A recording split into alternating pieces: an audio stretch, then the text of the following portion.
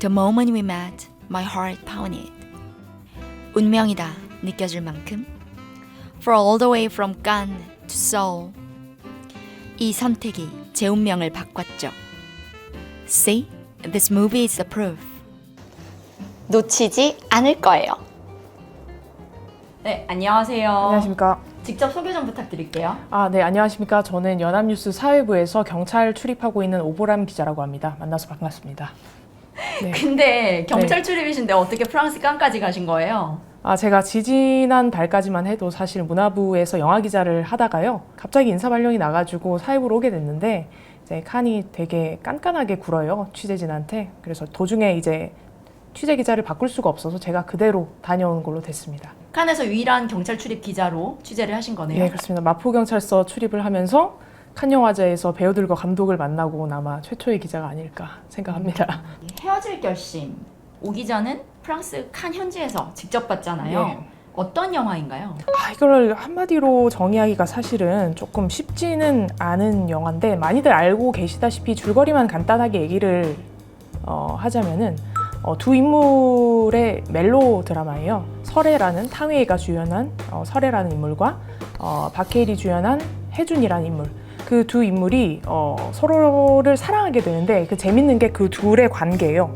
혜준은 강력계 형사고 설애는 갑자기 죽은 어떤 중년 남성의 아내인데 이 두 사람이 이 사건을 통해 만나게 되면서 서로에게 관심과 의심을 동시에 느끼면서 벌어지는 이야기라고 할 수 있습니다. 그렇군요. 근데 박찬욱 감독은 이 영화에 대해서 어떻게 평가를 하고 있나요? 근데 사실 그 헤어질 결심을 월드 프리미어 상영을 하기 전에 박 감독님이 한국에서 온 취재진들하고 티타임을 간단하게 했었습니다. 박 감독님께서 하시는 말씀이 나는 로코를 찍었다 이렇게 말씀을 하시더라고요. 로코? 네, 로맨틱 코미디를 찍었다. 아무도 믿지 않았지만 그래서 본인이 여태까지 찍은 모든 영화가 로코였고 이 영화 또한 로코였기 때문에 그렇게 특별한 도전은 아니었다 이렇게 말씀을 하셨어요.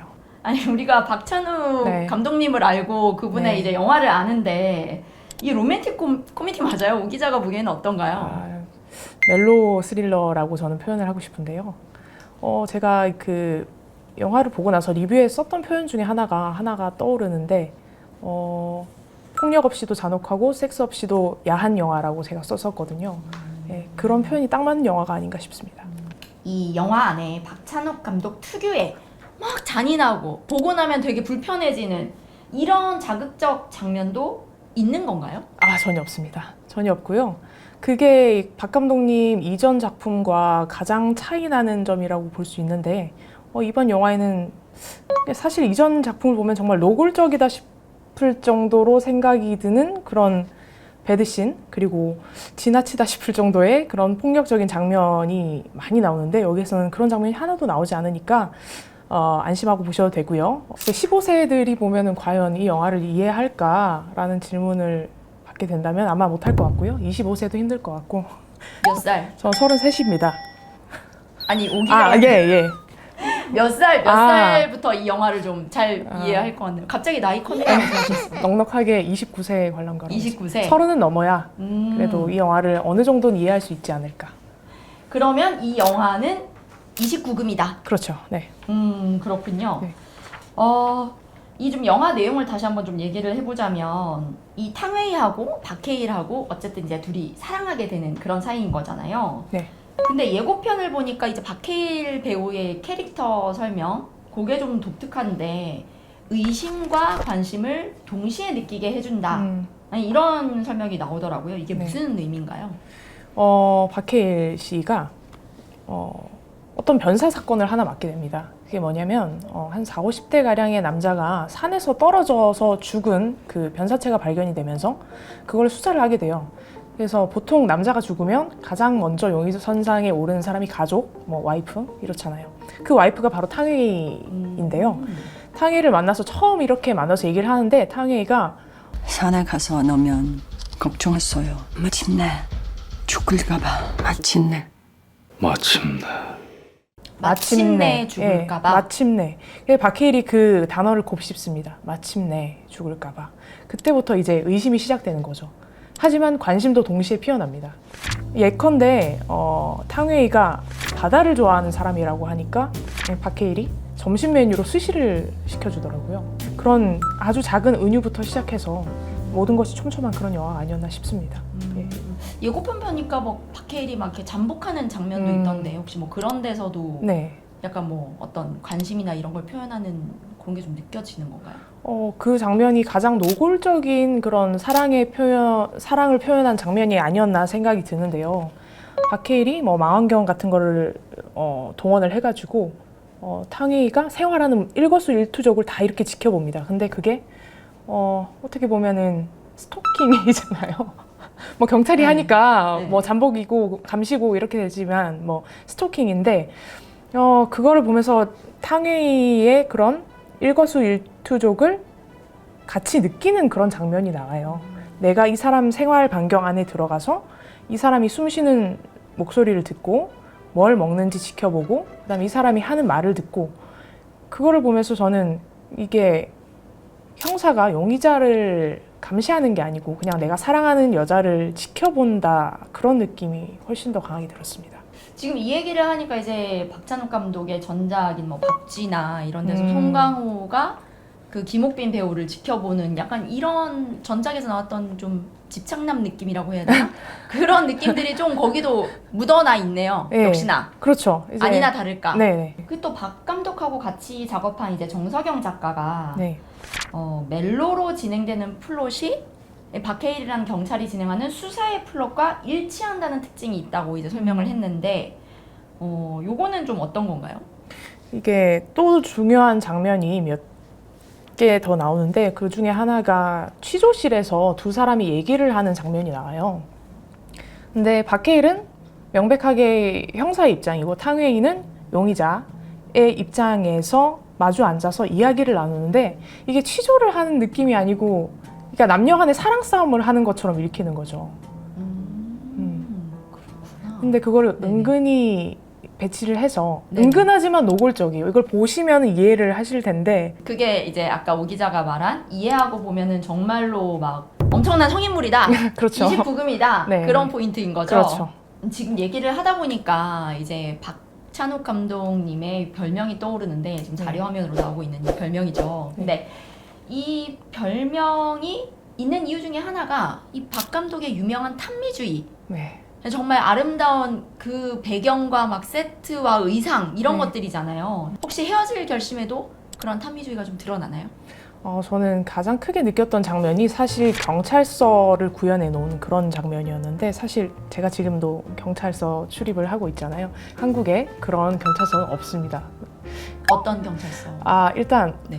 IT 기업 같은 느낌이 되게 들었고 통창으로 팀장의 방이 그렇게 꾸려져 있고 모든 서류나 이런 것들이 정돈이 돼 있고 아름다웠어요. 경찰서가 아름다울 수 있다는 거를 저는 헤어질 결심을 통해서 처음으로 알게 돼가지고 굉장히 놀라면서도 좀 파격적이다라는 생각이 들었습니다. 지금 네. 출입하고 있는 마포경찰서와는 상당히 다른 굉장히 세련되고 다릅니다. 깔끔한 예, 굉장히 다릅니다. 이것은 영화가 어떤 팩트와 다른 것이다. 그렇죠. 팩트는 아니다. 그렇죠. 이게 박 감독님께서도 그런 언급을 하셨어요. 이런 물론 경찰서라는 장소 자체가 굉장히 딱딱하고 아름다운 것과는 좀 거리가 먼 그런 장소임에도 아름답게 만들고 싶었다라고 기자들과의 티타임에서 말씀을 하셨는데 영화를 보고 나니까 왜 그렇게 말씀을 하셨는지 알겠더라고요. 제가 알기로는 그 영화 아가씨 때 같이 작업을 했던 미술팀이 이번에도 합류를 했다고 들었는데 맞나요? 네, 맞습니다.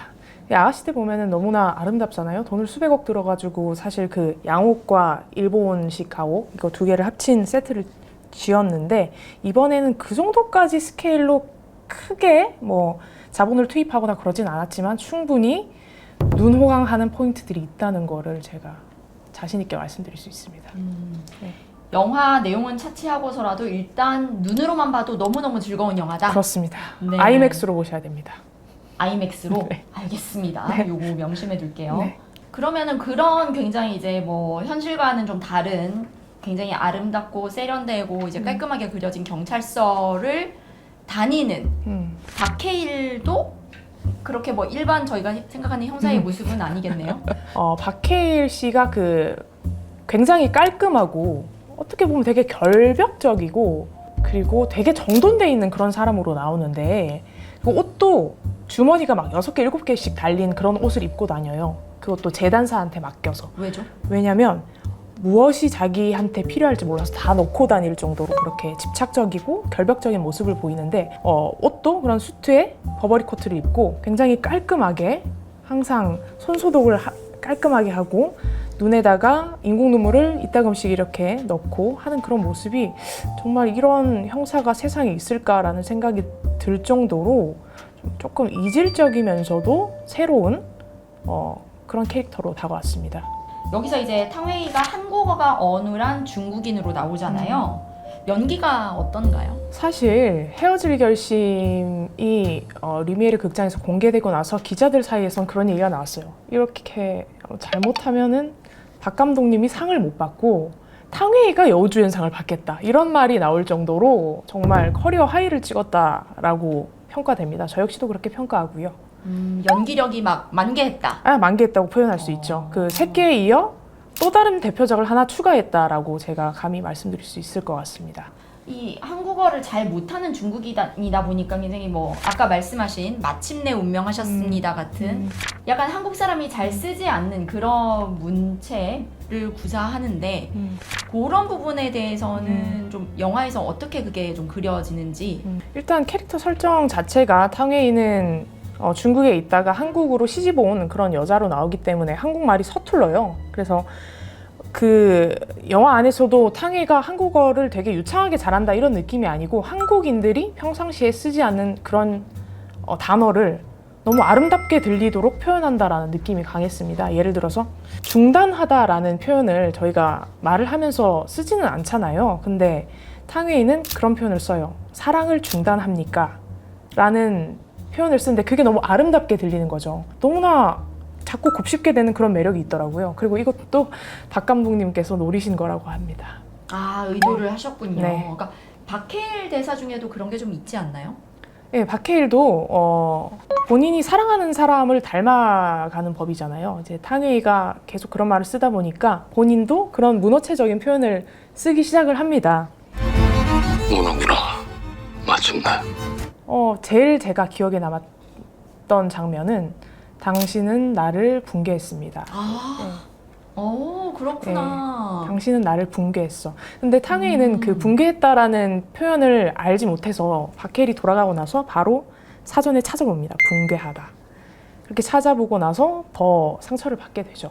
근데 이 박 감독이 이제 탕웨이를 통해서 그런 어떤 언어의 아름다움, 한국어의 그런 이질적이면서도 미학적인 요소를 극대화했는데 이 시나리오 자체도 처음부터 탕웨이 배우를 염두에 뒀던 거라면서요. 그렇죠. 그 영혼의 파트너 정석영 작가하고 두 분이서 영국에서 시나리오를 쓸 때 이렇게 깔끔하고 결벽적인 형사 캐릭터가 있다. 근데 여자 주인공이 있다. 이렇게만 설정을 해놓으셨어요. 그때 정석영 작가께서 그럼 여자 주인공은 탕웨이로 해요. 이렇게 얘기를 했다고 합니다. 이제 처음에 시나리오가 완성되기도 전에 박 감독님께서 탕웨이 씨를 만나서 한 1시간에서 2시간 정도 어떤 영화를 찍을 것이다 라고 계속 설명을 해주셨다고 하더라고요. 근데 오히려 이 말로 설명한 것 때문에 나중에 이제 뭐 각본 작업을 할 때 하나도 이제 못 바꿨다고 하던데 맞나요? 네, 맞습니다. 그 정석영 작가가 시나리오 막 작업을 들어가고 나서 이런 설정은 좀 다시 바꿔야겠는데요? 이렇게 얘기를 했더니 박 감독님께서 안 돼, 탕웨이한테 미리 다 이렇게 얘기를 해놔서 바꿀 수 없어 이렇게 얘기를 했다고 합니다.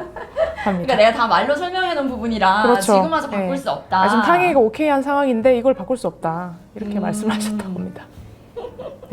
박 감독님이 그만큼 이제 탕웨이 배우를 좀 애정하시는 것 그렇죠. 같아요. 네. 네. 탕웨이 배우도 박 감독님에 대한 뭐 존경과 뭐 인간적인 애정 이런 네. 게 좀 무한할 것 같은데 네네. 좀 칸 현지에서 직접 보기에 어땠나요? 일단 탕웨이 씨는 되게 유명했던 말이었는데 그 칸 영화제 상영이 끝나고 다음 날 되면은 공식 기자간담회를 합니다. 그때 기자 질문이 들어왔는데 본인에게 박 감독님은 어떤 의미이냐 뭐 이런 류의 그런 질문을 받자 박 감독님은 저를 완전하게 만들었다. 이런 표현을 썼습니다. You made some part of my life complete. 똑같은 말은 탕탕에게 돌려드리고 싶어요. 감사합니다. 그리고 이제 이 영화에 개그우먼 김신영 씨도 아, 출연하셨잖아요. 예. 그 박 감독님이 김신영 씨 코미디 연기를 보고 이게 굉장히 천재적이다 이렇게 느껴서 이제 섭외를 했다고 들었는데, 예, 맞습니다. 네. 예. 김신영 씨 연기는 어땠나요? 저는 너무 놀랐던 게 첫 번째 그 박 감독님 영화에 김신영 씨가 나왔다는 거에 처음으로 놀랐고요. 맞아요. 다 예, 놀랐을 거예요. 그렇죠. 네. 둘째로 김신영 씨가 너무 연기를 잘하셔서 놀랐습니다. 예. 김신영 씨가 맡은 캐릭터는 그 혜준이 소속을 바꿔서 다른 도시로 가요. 거기에서 만난 파트너예요. 그러니까 형사인데 뭐 담배를 피우는 연기라던가 욕하는 연기라던가 수사하는 연기 그런 게 너무나 자연스러워서 되게 놀랐던 기억이 있습니다. 예. 그러게 저희가 아는 김신영 씨는 굉장히 코믹하고 이제 뭐 귀엽고 이제 그렇죠. 예. 웃긴 역할들 네. 이런 거를 많이 하는데 그 담배를 피고 뭐 수사를 하는 거친 형사의 역할 네. 여기도 잘 어울렸다니까 네. 사실 잘 상상은 안 되거든요. 근데 영화를 보면 이게 아, 정말 찰떡 배역이다. 네. 아, 저는 그렇게 생각합니다. 오, 네. 그렇군요. 네. 안 볼 수가 없네요, 정말. 네. 더 궁금하게 만드는. 네. 그 칸에 보면 이제 이정재, 정우성, 뭐 아이유, 강동원, 송강호 배우도 그렇고 정말 우리나라에서 최정상 스타들이 총출동했다고 해도 과언이 아닐 텐데 그렇죠. 네. 혹시 뭐 개인적으로 만나보신 스타도 있나요? 개인적으로 만났다기보다는 우연히 마주친 게 있었는데요. 누굴까요? 2건 정도가 있었는데 건. 박 감독님은 제가 노천 카페에서 그냥 기사를 쓰고 있다가 쓱 지나가시더라고요. 그래서 박 감독님 이렇게 불렀더니 놀라서 이렇게 쳐다보시는데 그때가 마침 이제 티타임 바로 직전인 상황이었어가지고 이따가 뵐게요 이렇게 하니까 굉장히 웃으시면서 친절하게 예 이따 뵐게요 하시더라고요. 박 감독님은 혹시 원래 그렇게 늘 친절한 스타일인가요? 조금 더 연세가 드시면서 되게 유해지시고 친근해지셨다고 저는 그런 얘기를 들었습니다. 기자회견 분위기도 굉장히 좀 화기애애했을 것 같은데 굉장히 화기애애했습니다. 대답도 잘 해주시고 유머 감각도 워낙 뛰어나신 분이고 그리고 기자 용어로 되게 얘기가 되는 말을 많이 해주시는 분이라 소위 제목에 들어갈 만한 말이 너무 많이 나서 뭘 도대체 제목으로 써야 될지 감이 잡히지 않을 정도로 말씀을 잘하시는 분이에요. 또 누구 만나보신 분 없으세요? 사적으로 만났던 경우는 강동원 씨를 인터뷰를 끝나고 제가 이제 호텔 앞에서 담배를 피우고 있는데 이제 강동원 씨가 오시더라고요. 마침 짬이 나가지고 잠깐 셀린에 들러서 슬리퍼를 샀습니다. 아무튼 그래서 이제 종이 가방을 이렇게 메고 있는데 강동원 씨가 오셔가지고 아이 기자님 셀린에서 뭐 사셨나 봐요 이러시더라고요. 그래서 예 이제 슬리퍼 하나 샀습니다. 속은 떨리지만 아무렇지 않게 셀린 너무 비싸지 않아요? 이러는 거예요. 연예인이 네. 비싸다고 되게 제가 친근하게 그렇죠. 네. 그래서 제가 칸까지 와서 매일 밤새면서 일하는데 이 정도는 사야죠 하면서 좀 허세를 한번 부렸던 기억이 있습니다. 뭐라고 하시던가요? 허허 웃으시면서 그래도 셀린은 너무 비싸. 한국에서는 가격이 얼마냐부터 시작해가지고 뭐 한국에선 이 정도다. 뭐 한번 보여달라고 했었는데 슬리퍼를 그렇게까지는 하고 싶지 않아가지고. 안 보여주셨어요? 예. 또 프라이버시가 있으니까. 그렇죠. 자존심이 있어서.